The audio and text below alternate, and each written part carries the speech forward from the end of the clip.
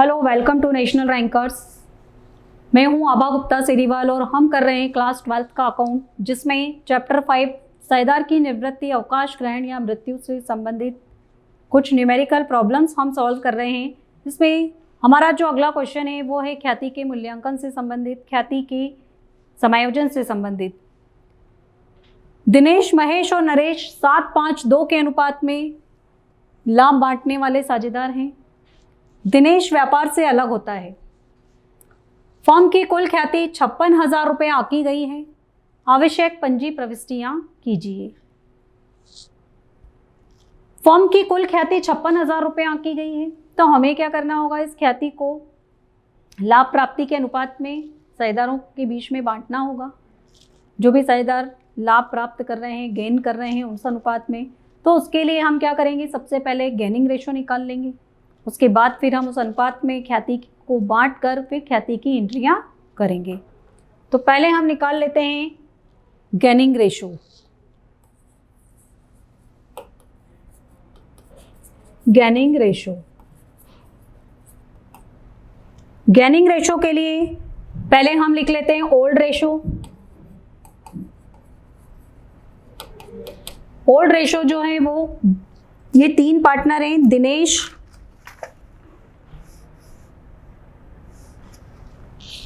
पहला पार्टनर है दिनेश और दूसरा पार्टनर है महेश और तीसरा पार्टनर है नरेश। इनका जो रेशो है वो दिया गया है हमको 7:5:2। ओल्ड रेशो ये दिया गया है 7:5:2। अब आप देखिए क्वेश्चन में कि रिटायरमेंट कौन ले रहा है? ये रिटायरमेंट ले रहा है डी के जाने के बाद जो न्यू रेशो रहेगा वो किसके बीच में रहेगा? महेश और नरेश के बीच में रहेगा। तो इनका जो रेशो रहेगा वो क्या हो जाएगा? 5:2।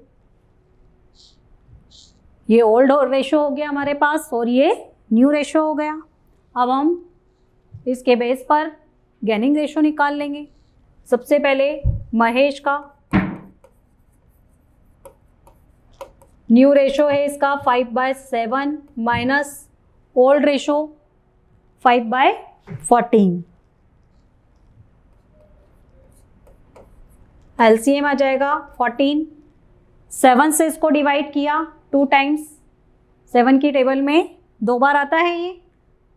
इस 2 का हम क्या करेंगे? ऊपर वाले 5 से मल्टीप्लाई कर देंगे। 10 माइनस 5 इक्वल टू 5/14।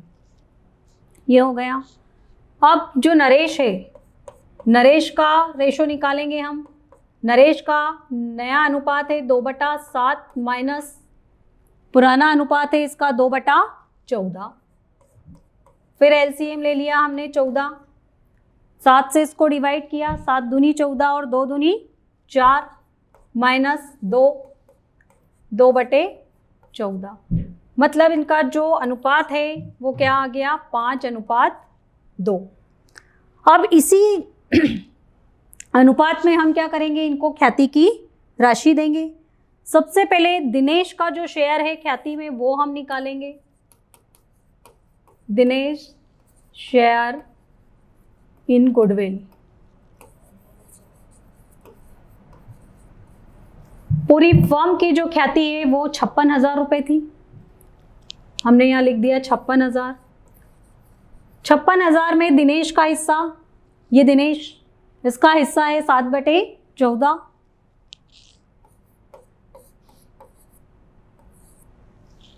14 से इसको कैंसिल किया हमने 4 बार और टोटल उसके हिस्से की ख्याति आ गई 28,000। अब ये जो 28,000 की ख्याति है ये हम इनके गेनिंग रेशो में डिस्ट्रीब्यूट कर देंगे। ये कौन सा रेशो है? गेनिंग। इस गेनिंग रेशो में हम इसको डिस्ट्रीब्यूट करेंगे।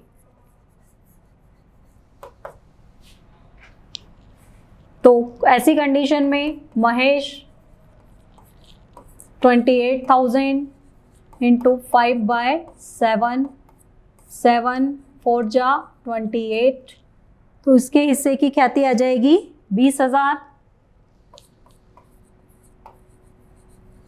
और नरेश 28,000 इंटू 2/7, इसके हिस्से की ख्याति आ जाएगी 8,000।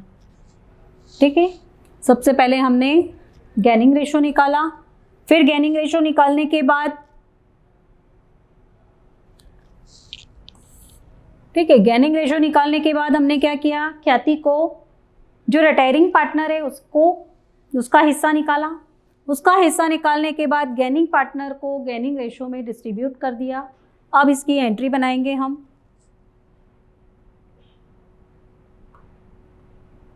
उसके लिए ये कॉलम हमने बनाए हैं। ठीक है, दोनों पार्टनर गेन कर रहे हैं, कौन, महेश और नरेश। जो पार्टनर गेन करते हैं उनको डेबिट किया जाता है। तो पहला पार्टनर है हमारा Mahesh. Mahesh capital account DR,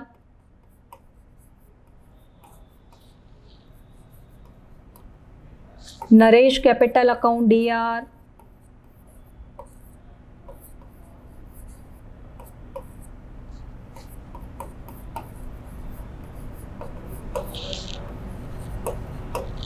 to Dinesh capital account.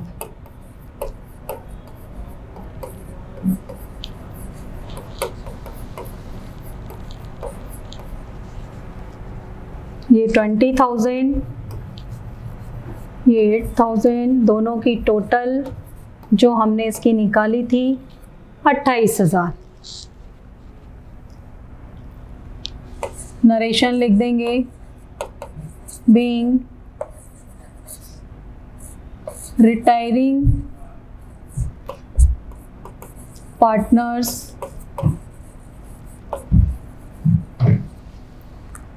goodwill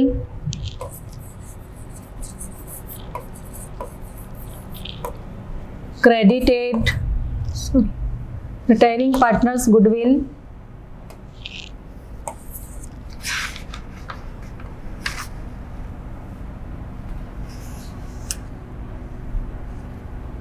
debited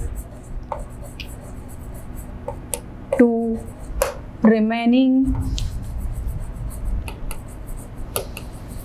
partners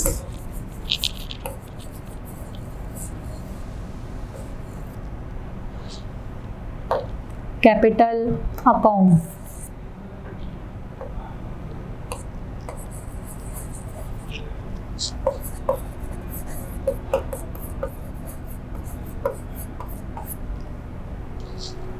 ठीक है, जो गेनिंग पार्टनर्स थे उनको उनके गेनिंग रेशो में हमने गुडविल डेबिट कर दिया और जो रिटायरिंग पार्टनर है उसको क्रेडिट कर दिया। तो जब गुडविल से संबंधित क्वेश्चन आए तो वो आपको इस तरीके से करना है। Thank you.